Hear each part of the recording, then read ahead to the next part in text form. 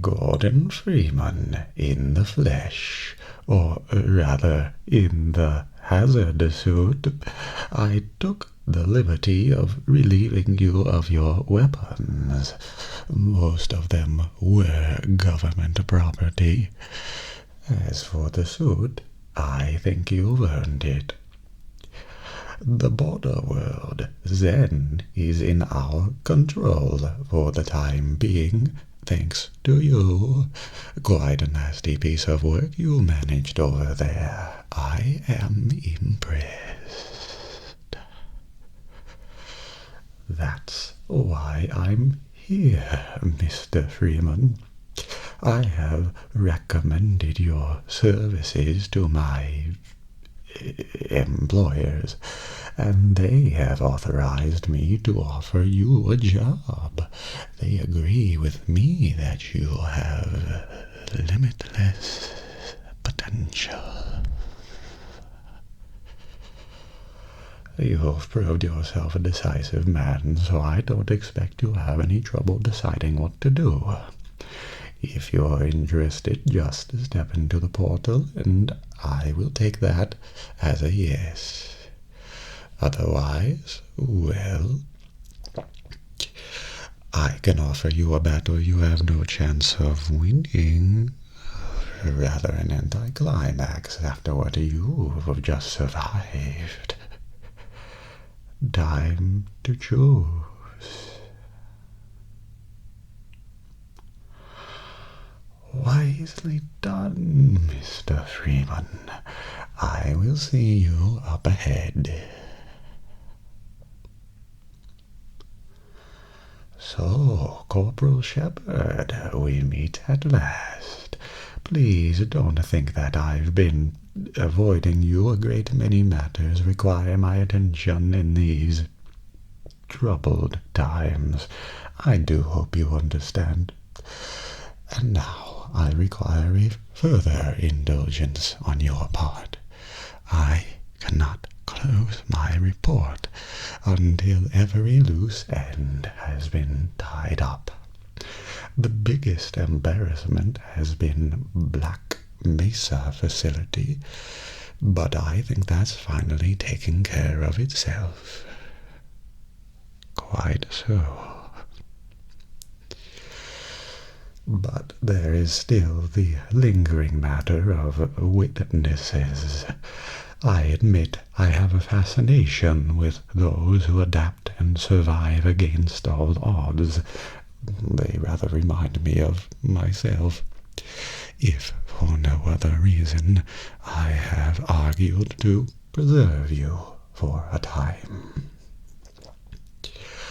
While I believe a civil servant like yourself understands the importance of discretion, my employers are not quite so trusting, and rather than continually subject you to the irresistible human temptation of telling all, we have decided to convey you somewhere where you can do no possible harm, and where no harm can come to you. I'm sure you can imagine there are worse alternatives. Rise and shine, Mr. Freeman. Rise and shine. Not that I wish to imply you have been sleeping on the job. No one is more deserving of a rest, and all the effort in the world would have gone to waste until, well, let's just say your hour has come again. The right man in the wrong place can make all the difference in the world. So wake up, Mr. Freeman. Wake up and smell the ashes.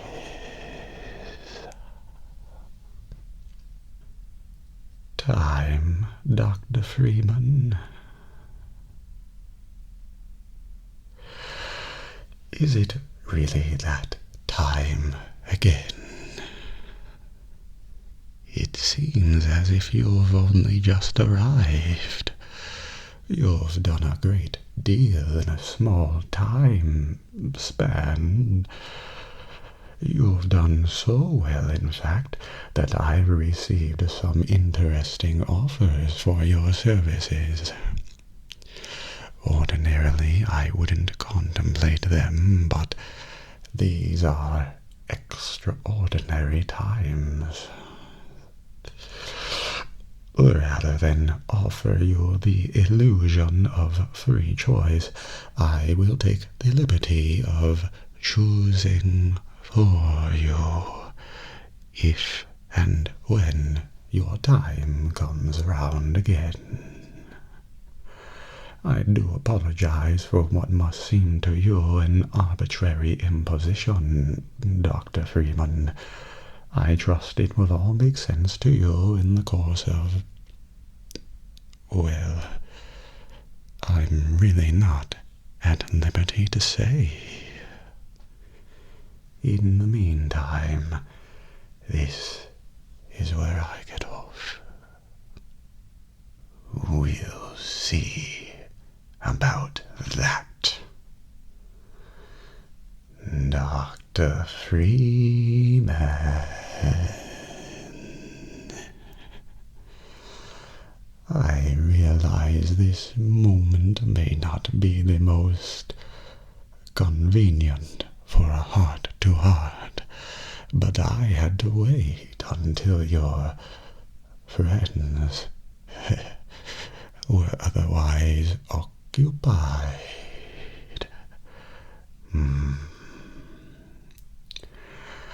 There was a time they cared nothing for Miss Vance, when their only experience of humanity was a crowbar coming at them down a steel corridor. When I plucked her from Black Mesa, I acted in the face of objections that she was a mere child and of no practical use to anyone. I have learned to ignore such naysayers when quelling them was out of the question. Still, I am not one to squander my investments, and I remain confident she was worth far more than the initial appraisal. That's why I must now extract from you some small repayment owed for your own survival. See her safely to White Forest, Dr. Freeman. I wish I could do more than keep an eye on you, but I have agreed to abide by certain restrictions.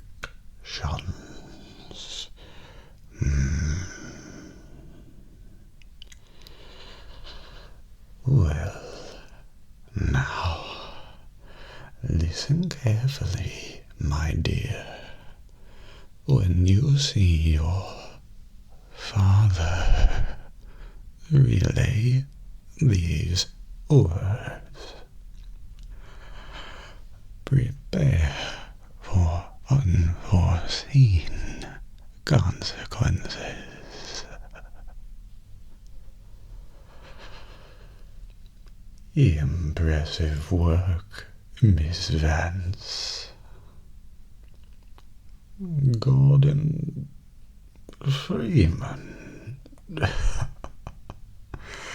Miss Vance, you wouldn't need all that to imprison Gordon Freeman.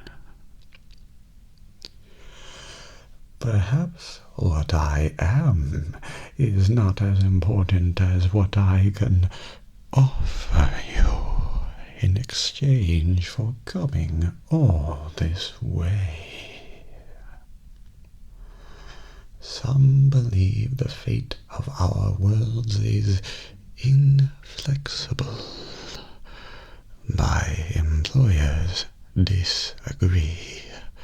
They authorize me to nudge things in a particular direction from time to time. What would you want nudged, Miss Vance?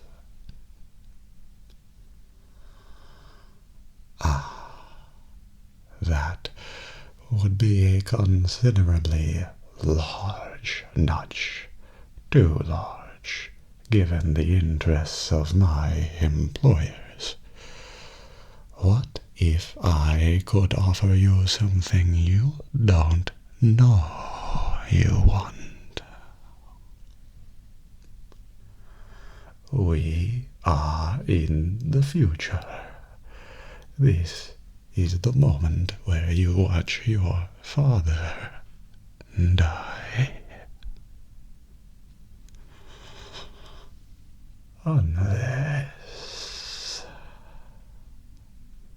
Unless you were to take matters into your own hands. Release your father, Miss Vance. Good. As a consequence of your action, this entity will continue, and this entity will not. You are aware that you have proven yourself to be of extraordinary value.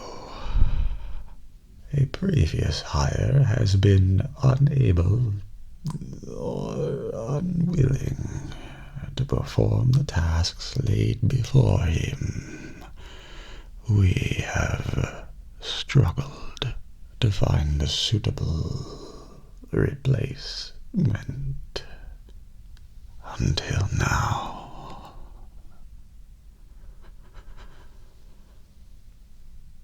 I'm afraid you misunderstand the situation, Miss Vance.